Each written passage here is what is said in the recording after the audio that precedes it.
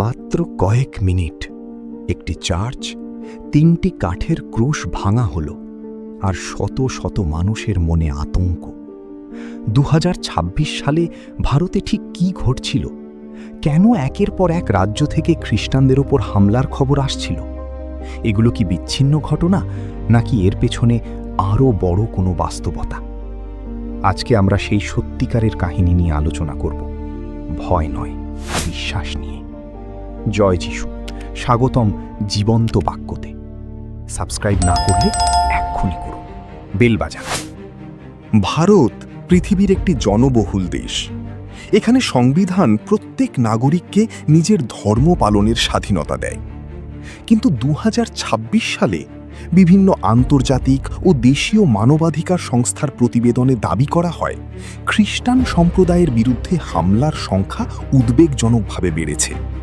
বিশেষ করে পশ্চিমবঙ্গ, ছত্তিশগড় এবং মধ্যপ্রদেশ, এই 3টি রাজ্যের নাম বারবার উঠে আসে।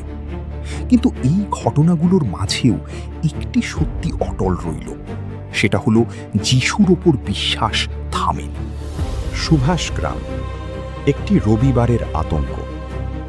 5 জুলাই 2026, পশ্চিমবঙ্গের দক্ষিণ 24 পরগনার সুভাষগ্রাম।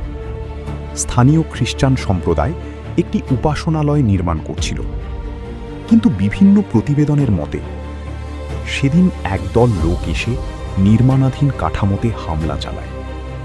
কাঠের ক্রুশ ভেঙে ফেলা হয়, নির্মাণ কাজ থামিয়ে দেওয়া হয়। চারদিকে আতঙ্ক ছড়িয়ে পড়ে।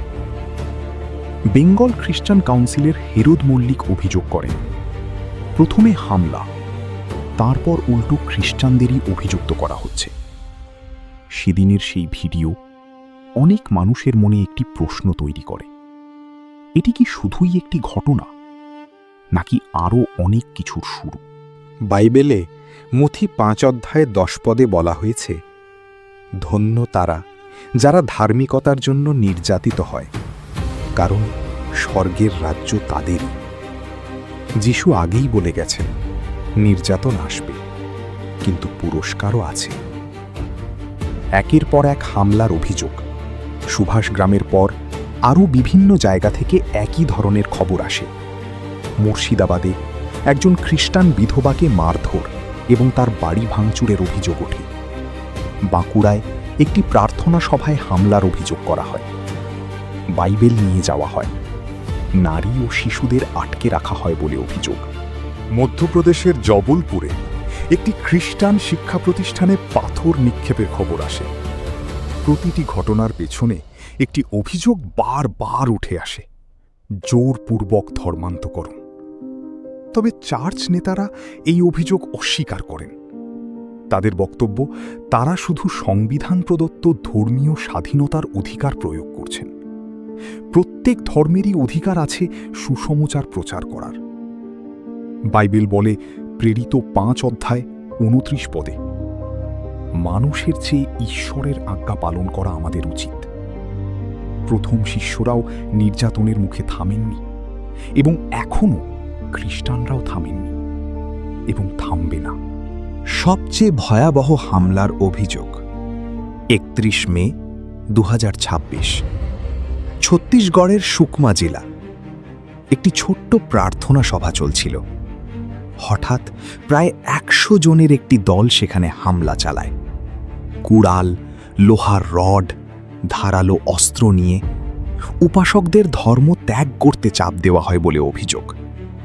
যারা রাজি হননি তাদের মারধর করা হয়। শিশু, নারী, এক গর্ভবতী নারী সহ 25 জনের বেশি মানুষ আহত হন। একজন স্থানীয় পাস্টর পরে বলেন, তাদের অভিযোগ গ্রহণের পরিবর্তে পুলিশ তাদের বিশ্বাস নিয়েই প্রশ্ন তোলে। কিন্তু জানেন কি, সেই পাস্টর এখনো প্রচার করছেন, সেই মানুষগুলো এখনো প্রার্থনা করছেন, কারণ তারা জানেন। বাইবেল বলে, রোমিও 8 অধ্যায় 35 থেকে 37 পদে, কে আমাদের খ্রিস্টের ভালোবাসা থেকে আলাদা করবে? কষ্ট, যন্ত্রণা, নির্যাতন, বিপদ, তলোয়ার? না, এই সব কিছুতেও আমরা তার মাধ্যমেই সম্পূর্ণ বিজয়ী। নির্যাতন বিশ্বাসকে মেটাতে পারে না, বরং আরও শক্তিশালী করে। ঈশ্বর প্রতিটি নির্যাতিত সন্তানের কান্না দেখছেন। এই ঘটনাগুলো আমাদের বাইবেলের একটি সত্যি মনে করিয়ে দেয়। প্রথম চার্চও নির্যাতিত হয়েছিল। পিতর জেলে গিয়েছিলেন, পল মারধর খেয়েছিলেন, স্তিফান পাথরে নিহত হয়েছিলেন। কিন্তু চার্চ থামেনি, বরং আরও বড় হয়েছিল। বাইবেল বলে, যোহন 16 অধ্যায় 33 পদ, এই জগতে তোমরা কষ্ট পাবে, কিন্তু সাহসী হও, আমি জগৎকে জয় করেছি। আজ প্রশ্ন হল, এই পরিস্থিতিতে একজন খ্রিস্টানের কি করা উচিত? বাইবেল আমাদের ঘৃণার জবাবে ঘৃণা শেখায় না। যিশু বলেছেন, তোমাদের শত্রুদের প্রেম করো এবং যারা তোমাদের তাড়না করে তাদের জন্য প্রার্থনা করো। তাই একজন বিশ্বাসীর প্রথম কাজ হল ভয় নয়, প্রার্থনা; প্রতিশোধ নয়, ক্ষমা; নীরবতা নয়, সত্যের পাশে দাঁড়ানো। আর সবচেয়ে গুরুত্বপূর্ণ, ঈশ্বরের সুসমাচার প্রচার করা। কারণ যিশু আমাদের এই আদেশ দিয়েছেন, তোমরা সারা জগতে যাও এবং সমস্ত সৃষ্টির কাছে সুসমাচার প্রচার করো। পরিস্থিতি সহজ হোক বা কঠিন, মানুষ গ্রহণ করুক বা প্রত্যাখ্যান করুক, আমাদের দায়িত্ব একই থাকে: যিশু খ্রিস্টের ভালোবাসা, আশা এবং পরিত্রাণের বার্তা মানুষের কাছে পৌঁছে দেওয়া। কারণ ইতিহাস সাক্ষী, নির্যাতনের মধ্যেও ঈশ্বরের বাক্য কখনো থেমে থাকেনি, আর আজও থামবে না। ঘাস শুকিয়ে যায়, ফুল ঝরে পড়ে, কিন্তু আমাদের ঈশ্বরের বাক্য চিরকাল স্থায়ী থাকে। তাই আসুন, আমরা ভয়ের নয়, বিশ্বাসের পথে চলি, ঘৃণার নয়, ভালোবাসার সাক্ষী হই, আর আমাদের জীবন দিয়ে পৃথিবীকে দেখাই যিশু খ্রিস্টই আশা, শান্তি এবং অনন্ত জীবনের একমাত্র পথ। এখন আমার সাথে প্রার্থনা করুন।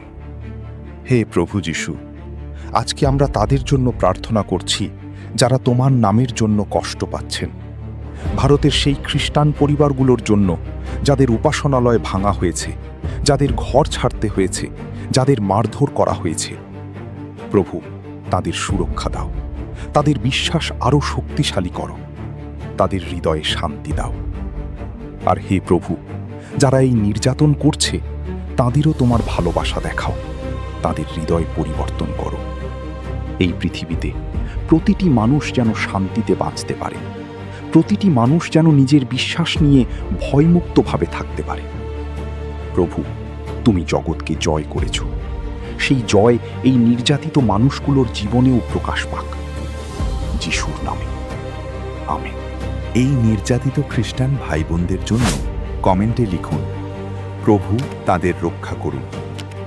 এই ভিডিওটি শেয়ার করুন, যাতে সারা বিশ্বের মানুষ জানতে পারে এই বিশ্বাসের গল্প।